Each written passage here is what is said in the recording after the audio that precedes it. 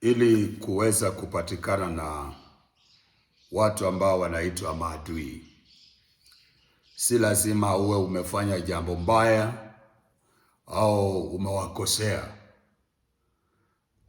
Kwa kweli unaweza kufanya jambo nzuri tu, na hilo jambo nzuri likasababisha ukawa mwenye makosa mbele yao. Saizi wanadamu wamepoteza ile heshima ya ubinadamu. Watu wanaangalia wanadamu wenzao kama wanyama. Watu wamepoteza, dhamiri yao imekufa. Hakuna kuhukumika kweli kweli. Hakuna, watu hawahukumiki kabisa. Mtu unampangia mambo mazuri, na wakati unampatia hiyo nafasi nzuri, anaanza kuitumia kukupangia vibaya. Unatafuta mtu kazi, unampatia mtu kazi mahali, yeye akiwa katika hiyo nafasi ya kazi anapanga vile atakuibia. Unaokota mtu, unamtoa mahali, unamsafisha, unampatia nafasi, na haufanyi hayo kwa sababu uko nayo. Unafanya hayo kwa sababu namba 1 unaogopa Mungu, namba 2 sheria ya Mungu ndio unataka kufuata utimize. So uzuri wako unakanyagwa chini kwa matope. Alafu unachafuliwa, unaambiwa kwamba asante ya punda ni mateke. Maadui wako kila mahali. Kanisani wako maadui wamerundikana. Watu wanakompiti na mavazi, watu wanakompiti na vitu vya dunia hii vya asili.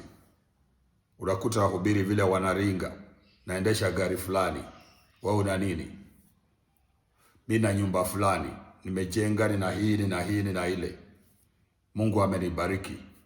Na Mungu amekubariki vipi kama hajatumia hao watu ambao unaongelesha? Wewe mhubiri ulianza ukiwa hauna kitu. Hao watu ambao unaongelesha ndio wanafanya nini? Ndio wamekujenga kwa sadaka zao kidogo kidogo wanatoa.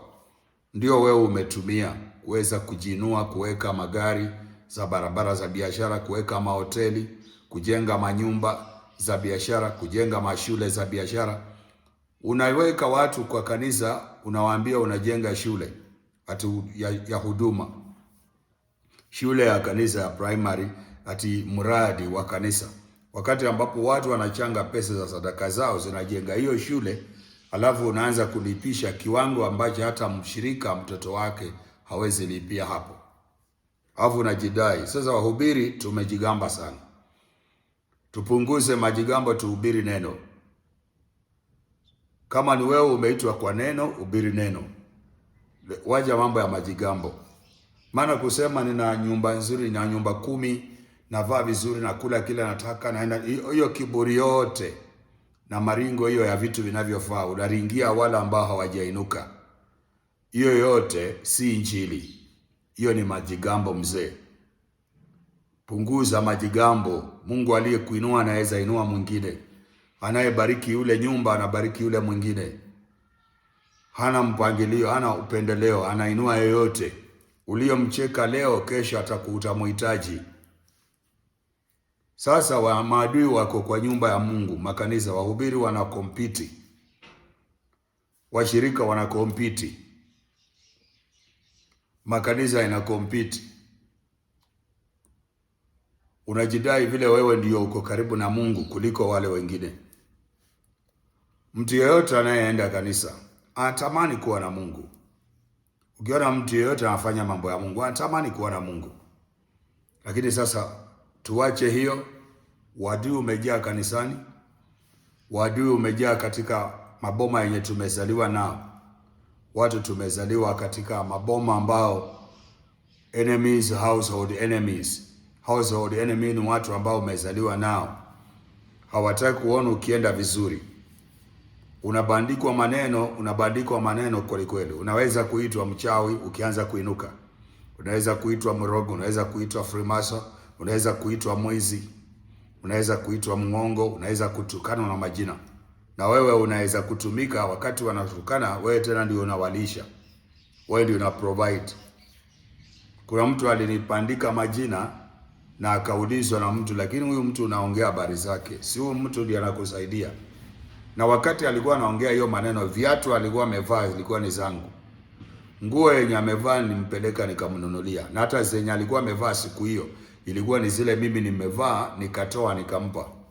Akawa ananiongea, ule mwingine akamwambia, lakini huyo mtu unaongea sasa. Akasema, wapi yule bwana anisaidie chochote. Alikuwa anaongea hivyo na amevaa nguo zangu, amevaa viatu yangu, na ile fare yenye alitumia kwenda kuona huyo mimi ndio nilimpa, lakini akaanza kuniongea vibaya.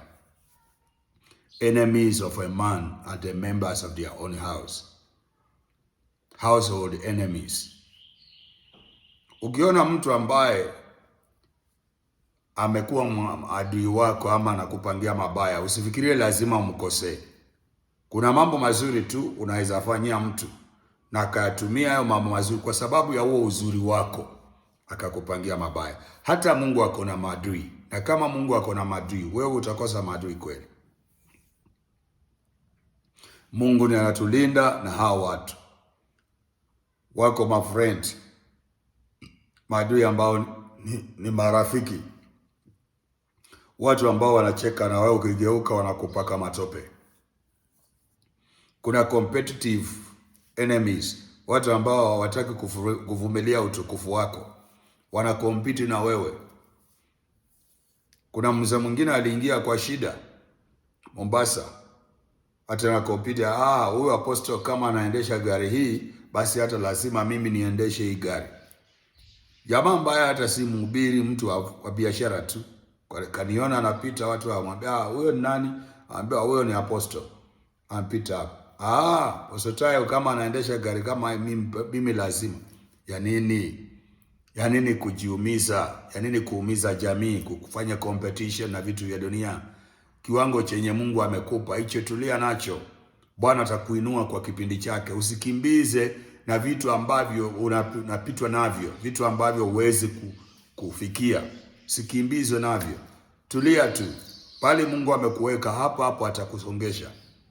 Kuwa mwaminifu kwa kile uko nacho, utapata kingine cha juu. Sasa maadui wako kwa nyumba ya Mungu, kwa majirani, wapi, wale wanaitwa friendly, wale watu ambao wanakuchimba kanisani, wale wako kinyume, wahubiri ambao wanakupiga vita. Kuna wahubiri wako kama Yona, wanakuhubiria utubu, lakini ukitubu hawataki Mungu akusamee, wanataka kupunish wako. Sasa wizi wa kiroho na matatizo ya kiroho yanayosababishwa na mambo mengi ambayo tunakumbana nayo kutokea na hawa wa maadui. Unaweza ukafanya mambo ukajilinda.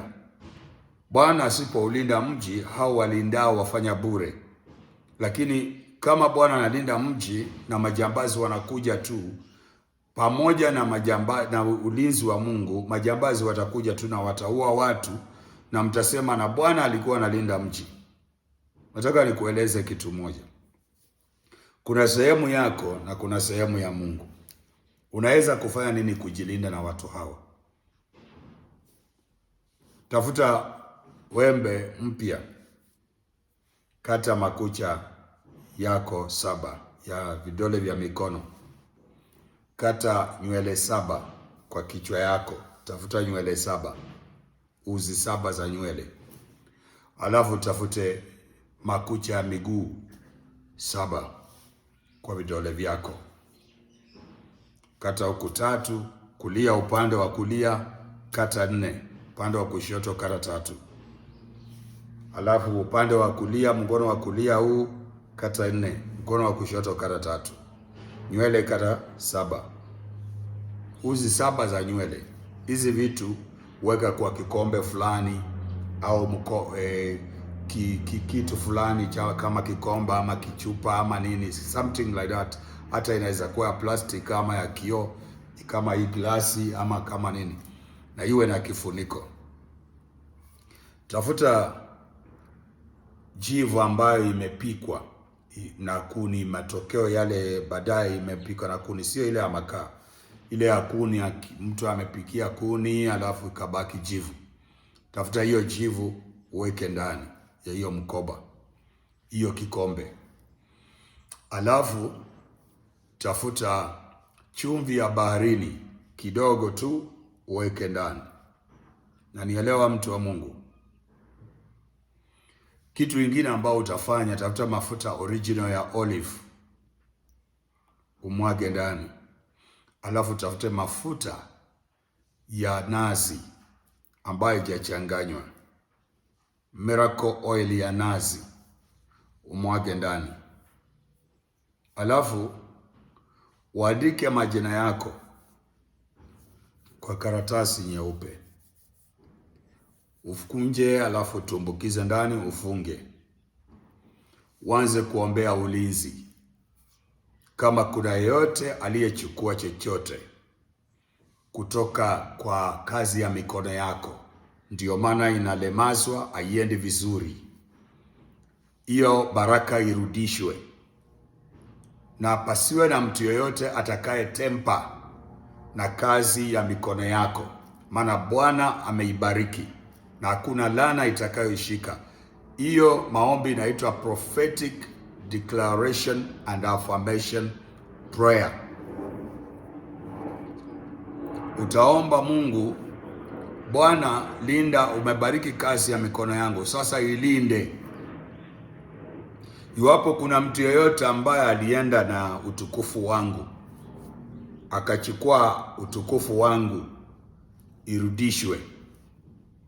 Kuna wale mliota hata watu wakiwakata nywele, ama mkiwa saluni mkisongwa, ama mkiwa katika vinyozi mkinyolewa. Hiyo yote ni negative. Wote kwamba uko saluni mtu anakusonga, ama wote kwamba unanyolewa kwa baba, hiyo yote ni negative. Omba Mungu utukufu wako urudi.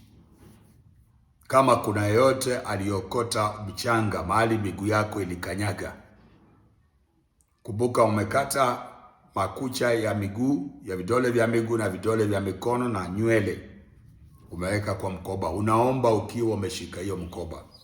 Mungu arudishe chochote, mtu yeyote aliyefanya chochote tangu kuzaliwa kwako mpaka sasa na miaka yako. Unanielewa mwanangu? Siku ngapi? 3. Kila siku ukiweza funga na kuomba. Kama huwezi funga na kuomba, omba. Unaweza funga kutoka asubuhi mpaka jioni unafungua. Unafunga kutoka asubuhi mpaka jioni unafungua kwa siku 3. Ukiombea hiyo, mtu wa Mungu, utageuza mambo. Na iwapo wewe ni mhubiri, kuna washirika wako wanatabika. Kuna washirika wako wanapitia hali. Ukiketi na kufanya evaluation, unasikia vile wanapita. Hata mimi niko na wao, napanga kwenda kufanya huduma kama hii kwao. Utasaidia washirika. Kuna mtu atakupiga vita, atakwambia umepeleka uchawi kanisani. Wacha iwe uchawi kwa washirika wako, wafunuliwe, wapate kibali. Hakuna jambo lolote ambalo utakuwa unalifanya hapo lililo kinyume na neno la Mungu. Maandiko yanasema lolote mfanyalo kwa maneno au kwa matendo, fanyeni katika jina la Yesu. Sasa lolote ufanyalo nzuri, linalolenga kusaidia watu, linalenga kutibu watu, linalenga kufungua watu, linalenga kupatia watu mwelekeo, linalenga kuinua maisha ya watu, hilo jambo ni nzuri. Hilo jambo ni bora. Mungu analikubali, Mungu atalibariki, na Mungu atalitumia kama point of contact kutekeleza mabadiliko maisha ya watu. Kama wewe ni mhubiri, unaweza fanya hiyo ibada. Inaitwa prophetic declaration and affirmation prayer. Watu waingie kwa maombi. Kiwa wanaweza kufunga, sawa. Kiwa wanaweza kudeclare hivyo bila kufunga, bora iende siku 3. Utafuta kama unafanya kanisani, uko na kanisa mahali unakubalika, hiyo kikombe yako unaiweka kwa madhabahu mahali. Kesho unaenda hapo unachukua, unaombea mpaka siku 3 unaichukua. Kama uko kwa nyumba uwezi kufanyia kwa kanisa, tafuta kwa kabati mahali uweke, unaomba ukirudisha hapo. Baada ya siku 3 utaenda ukatoa ile vitu yenye iko ndani. Mafuta yale uya drain, uyapake kwa kichwa yako. Kama ni mwanamke umetengeneza kichwa, nywele, kama umesonga paka katikati ya msongo wako kama inaweza kuingia. Kama haiwezi paka kwa utosi wako hapa. Wewe mwanamke ambao umejirembesha, utaki kuharibu nywele yako. Na wale ambao mnaweza kupaka kichwa yote, sawa. Utapaka alafu utaenda ukaoshe. Na vile vitu vingine unaweza kuvitupa kwa choo ama utupe kwa uchimbie chini. Ile vitu imebaki, ile mavumbi ile imebaki, ile na ile makucha na nini utachimba, na Mungu atakuepusha. Kama kuna madhabahu yoyote ambao majina yako imewekwa kiubaya, kama kuna picha zimewekwa, kama kuna mavazi iliwekwa, au michanga ilichukuliwa, au mtu alichukua hela yako akaenda kuiroga, hiyo vitu yote itakuwa terminated na ufunguo utafunguliwa. Ukifanya hivyo utaona destiny, hatima ya kanisa lako inabadilika. Utakutana na mabadiliko katika kanisa lako. Utakutana na mabadiliko kwa biashara yako. Utakutana na mabadiliko kwa afya yako na kwa huduma ambao unaifanya. Yaani ule Mungu wa mbinguni anayeshuhudia na kusaidia watu ataingilia kati na kukusaidia.